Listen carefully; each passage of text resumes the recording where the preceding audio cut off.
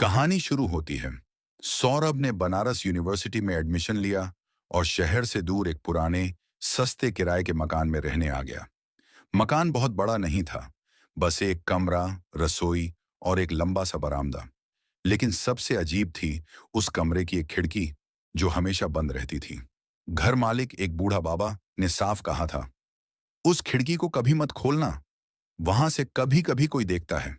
सौरभ ने हंसकर टाल दिया, अरे बाबा, खिड़की है, कोई काला जादू थोड़ी। लेकिन रातें कुछ अलग थीं।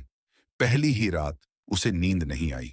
बार बार उसे महसूस हुआ कि कोई उस बंद खिड़की के पार से उसे घूर रहा है। पर जब भी वह टॉर्च जलाकर देखता, वहां कुछ नहीं होता। तीसरी रात को कुछ बदला। करीब 2 बजे रात को खटाक की आवाज आई। खिड़की अपने आप खुल गई थी। सौरभ हड़बड़ाकर उठा और टॉर्च की रोशनी फेंकी। खिड़की के पार सिर्फ अंधेरा था, मगर फर्श पर कुछ गिरा हुआ था। एक पुराना पीला खत। उस पर लिखा था, तू भी देखेगा जैसे मैं देखता था, अब तेरा नंबर है। सौरभ के रोंगटे खड़े हो गए। उसने खिड़की जोर से बंद की और भारी चीज से ढक दी। लेकिन अगले दिन से चीजें अजीब होने लगीं। अपनी परछाई थोड़ी लंबी, थोड़ी अजीब दिखती।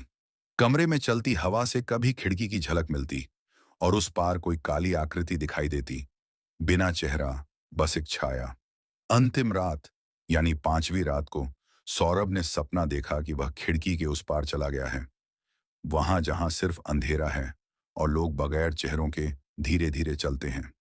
किसी ने उसके कान में फुसफुसाया, अब तेरा समय है यहां रहने का और किसी और को बुलाने का। अगले दिन सुबह जब बाबा आया तो दरवाजा खुला मिला, पर कमरा खाली था। खिड़की खुली थी और वहीं एक नया खत पड़ा था, अब कोई और देख रहा है।